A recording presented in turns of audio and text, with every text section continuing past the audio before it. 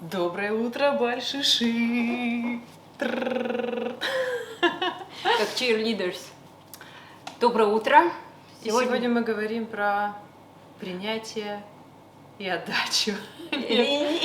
Нет, только принятие. Принятие и доверие. Доверие. Да. Как сдаться Вселенной. И зачем? На растерзание. Кому зачем? Кому-то. Сейчас происходят такие времена, уже 500 раз мы об этом говорили, еще раз, может быть, кто-то первый раз смотрит. Эволюция сознания. Сознание эволюционирует, мы плавно переходим в другие реальности. А сейчас максимально активные дни для этого. И если вы с нами только сейчас, то можете уже сделать некоторый анализ окружения своего за последние несколько дней, о том, как людей очень многих выдергивает в разные состояния, люди очень агрессивничают, ругаются. Я вот вижу везде, что отношения выясняют с персоналом во всяких кафе и ресторанах прям каждый день.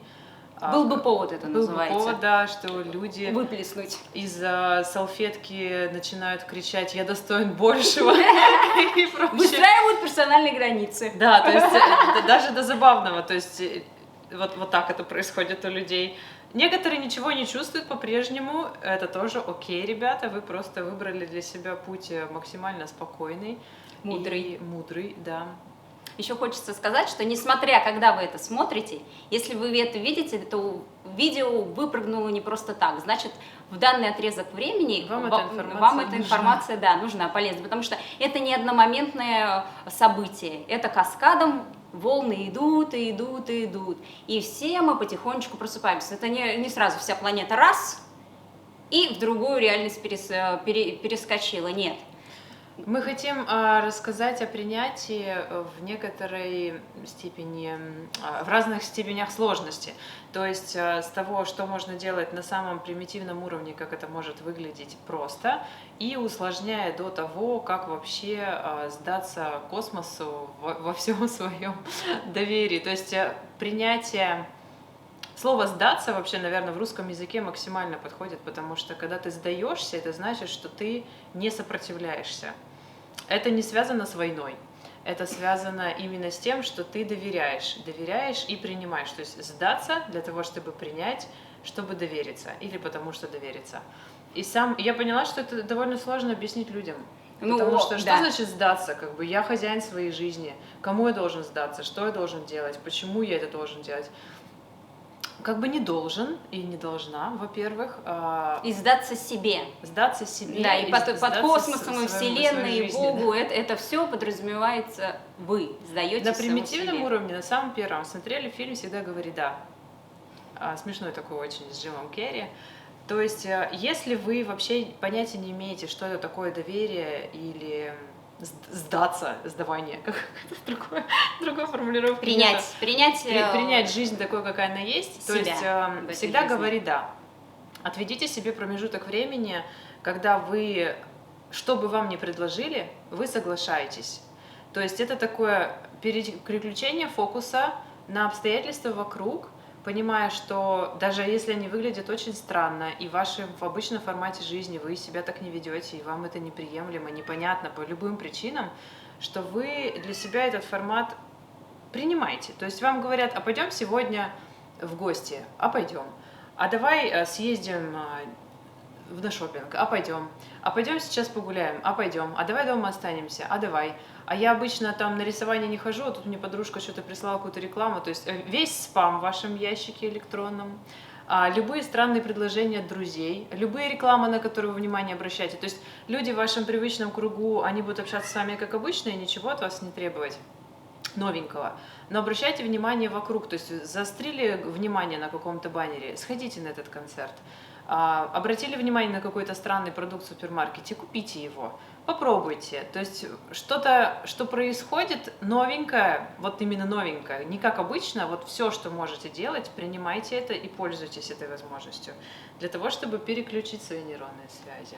Еще хочется сказать по принятию и доверия, что мы с Валей прошли через определенный этап нашей жизни, где только приняв и доверившись, стало легче. И именно из этого отрезка времени мы сейчас с вами разговариваем и советуем принять и довериться, потому что это облегчило нашу жизнь. И других людей, с которыми мы общаемся, что вот этот вот, когда колесико вот так вот двигалось, а там что-то застряло, и вот этот щелчок движения вперед дальше не произошел, пока мы просто не сдались, не легли, не расслабились. И как только это расслабление и принятие произошло, все начало двигаться более гладко, плавно и быстро. Здесь еще хочется сказать, что когда вы принимаете аспекты того, что жизнь, происходящая вокруг вас, она вас направляет, это сначала просто как наблюдение. То есть почему говорю, что всегда говори «да», попробовать, потому что вы начинаете фокусировать внимание на других вещах и становитесь чуть-чуть повеселей. Когда вы чуть-чуть повеселее и более разнообразнее, вам довольно проще становится принять тот факт, что все, что происходит вокруг, оно происходит для вас. Мы об этом уже говорили. И доверие в данном случае, сдаться, обозначает, что ситуации, они не всегда пирожковые, то есть это не всегда кренделечки на голову падают, но это не наказание. Потому что только через собственный надрыв того, когда мы пытаемся контролировать очень жестко нашу жизнь, когда мы хотим держать вожжи в руках и не давать случиться тому, что нам не нравится, а нам кажется, что это не нравится, это вопреки нашим желаниям. Чем сильнее мы сопротивляемся, тем больше мы направляем туда своих негативных эмоций. И эта ситуация раздувается из-за пустяковой вот в такую. То есть официант не принес салфетку. Ну как бы не принес. И все. Но если ты начинаешь думать о том, что это это у него такое отношение к тебе, да, они все вообще свою работу не знают, и начинаешь думать о том, что все вокруг идиоты, и только ты знаешь, где это правда, и только то сейчас ты должен позвать менеджера и добиться этой ситуации, чтобы ее разрешили, чтобы его уволили ко всем чертям, отправили в другую страну. Вот это называется раздуть. И то есть ты потом ходишь весь день, всю неделю, ты потом в это место, может быть, не захочешь даже никогда приходить. То есть вот это вот наращивание эмоций по поводу любой ситуации, когда ее чересчур, тебе кажется, что ты король вообще в этой жизни. Я все сам знаю. Нет, так оно не должно быть. То есть любой негатив, по мелочи, если взять, там, сломанный каблук, порванная сумка, опоздание на встречу, пробки. Это возможность. Это возможность понять момент того, что здесь и сейчас это происходит, и я просто это принимаю. Я вот с другой стороны зайду, потому что все, что сейчас Валя описала, это происходит внутри тебя. Это не связано с внешними факторами, обстоятельствами. Просто внутри начинает что-то бурлить. И бурлить, ты не знаешь, как себе найти место. Раздражение, злость, тоска, депрессия или апатия. И вот это вот в тебе что-то происходит, а объяснение ты найти этому не можешь. И ты начинаешь искать. Так вот, исходя из этой позиции, искать не надо. Тебе нужно просто принять то, что у тебя происходит внутренние процессы определенные. И я расскажу, что за внутренний процесс. Внутренний процесс того, что твое сознание развивается и расширяется. А определенные установки и мировоззрения ограничивают его. Так вот, чтобы расшириться, он должен от этих оков избавиться. И вот это вот избавление от этих оков, различные ситуации, внутренний дискомфорт, все идет внутри, на улице, дома может быть все тихо, прекрасно, но внутри бушуют бури. Вот когда вот эти бушуют бури, все, что вам нужно понять, то, что происходит процесс расширения сознания, и он для вас. И он происходит на многих уровнях. Он происходит на уровне вашего электромагнитного поля и также на уровне физического тела. И поэтому иногда бывает и химия стреляет. Не спится, не тошнит, спится, кружится голова. Кричится бывает. Кричится. Или ищется причины покричать. Но вы понимаете, что эти ваши внутренние состояния, они никак не зависят от внешних факторов. Внешние факторы – это только последствия вашего внутреннего состояния. Поэтому, как только у вас начинает свербить, грусть, тоска, депрессия, злость, и все это происходит с вами в такси, когда вы стоите в пробке. Все это происходит. Все, что вам нужно вспомнить, это два слова. И сказать себе: я принимаю и я доверяю. И вот это доверие и есть легкий путь для того, чтобы ваше сознание расширилось, чтобы ваше поле реальности стало больше. И с этим расширением приходит и новый выбор, и новые ситуации, качественно отличающие от прежних. И приходит спокойствие, потому что если, например, случается ситуация, которую вы не ожидали, то есть вдруг вы упали, сломали ногу, вдруг все деньги с карточки списались в никуда, вдруг биткоин упал с 60 до 35. Коридор затмений. После 10-го будет лучше. И кажется, что это же плохо, это же неприятно, что-то случилось не так.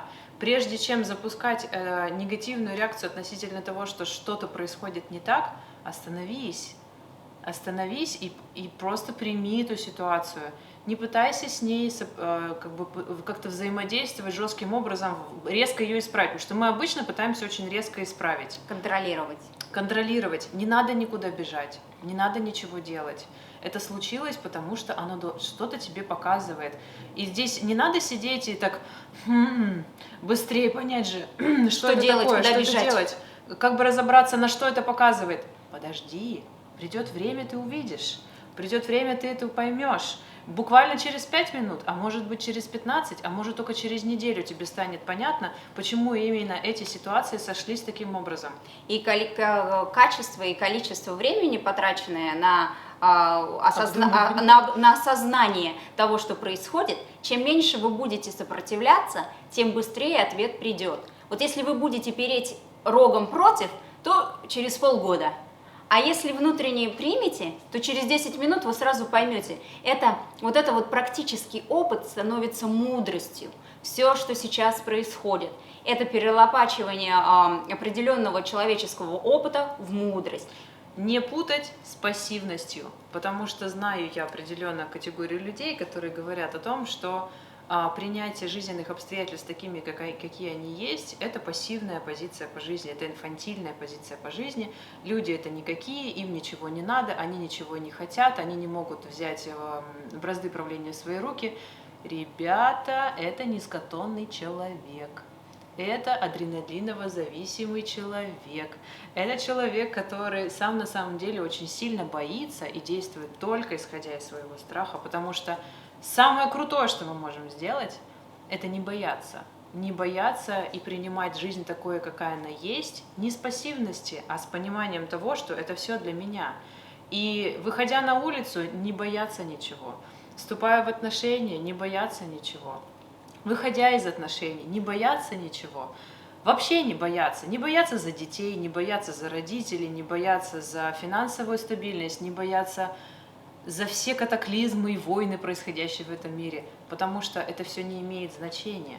В том формате, когда ты туда погружаешь очень много мыслей и эмоций. И здесь мы переходим на уровень немного повыше, потому что доверие Вселенной, оно здесь предполагает понимание, что твой путь для тебя уже есть, ты его сам себе выбрал, ты сам прекрасно знаешь, что будет происходить, но на физическом уровне постоянно вступая в схватку с самим собой. Для тебя сюрприз. Да, для тебя это может быть сюрприз, но на самом деле все мы это заранее уже знаем. И максимальную пользу, которую ты можешь сделать для себя, это принять происходящие ситуации, какими бы они ни были, обозначая это как необходимый факт своего духовного роста, душевного роста. Потому что вся атмосфера, в которой мы находимся, все люди, с которыми мы общаемся, все отношения, в которые мы вступаем, это все необходимо нам для того, чтобы мы росли над собой. И мы родились в это время, на этой прекрасной земле, в этот прекрасный период, потому что мы знали, что мы придем сюда. Мы хотели, очередь стояла, чтобы реинкарнировать. Мы хотели здесь родиться, для того, чтобы прожить это. То есть я вчера как раз осознала, я родилась в прошлом тысячелетии. Ты одна. Да. Ну, понятно, что не я одна, но вы просто вдумайтесь, какой знаменательный период происходит сейчас за последние 40 лет произошло такое количество изменений на квадратный сантиметр времени, что это невообразимо, просто невообразимо. И дальше оно будет еще быстрее, и новые поколения, которые растут, мы такую базу создаем для них, для будущего, для самих себя в будущем. Это вот как раз от маленького к большому. Да, вот думайте об этом. Все, что сейчас вы делаете для будущей реинкарнации, если вы, конечно, решите реинкарнировать назад сюда. Как знать, может, этой жизни хватит. Ну, может быть, да. Ну, может быть, да. То есть я умирать не собираюсь пока. Да, Надя планирует пожить до 700. До 700.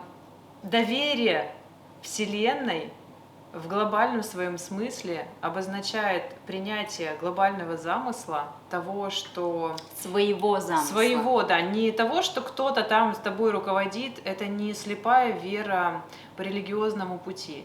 Это понимание, что ты делаешь для себя свой максимум, который ты можешь. И, ребята, это так глупо этого не делать сейчас, если... Кстати, вот это очень важный аспект прощения. Вы всегда должны прощать себя. Какой бы выбор вы ни сделали, знайте, что этот выбор был продиктован вашим уровнем осознанности на данный момент. И если вы будете себя осуждать, то вы будете ставить себе палки в колеса. Да. Вы должны мудро подойти к этому и сказать: я в следующий раз, у меня будет возможность, я сделаю другой выбор. Потому что каждый день я узнаю новое благодаря Наде и Вале. Да, именно благодаря им, да. А мы кто? Мы проекция вас, вашу реальность. Потому что в данный момент вы получаете информацию через посредников. Но это вы выдали нас к себе в эфир. Вот так. Да, все мы в матрице, если вы еще не поняли. Слушай, ну мы уложились за 17 минут. Мы молодцы. Ну все, пока, ребята. Хорошего дня, ждите 10 июня. О, а там мы расскажем еще побольше. Очень интересно будет 10 июня. Крепитесь.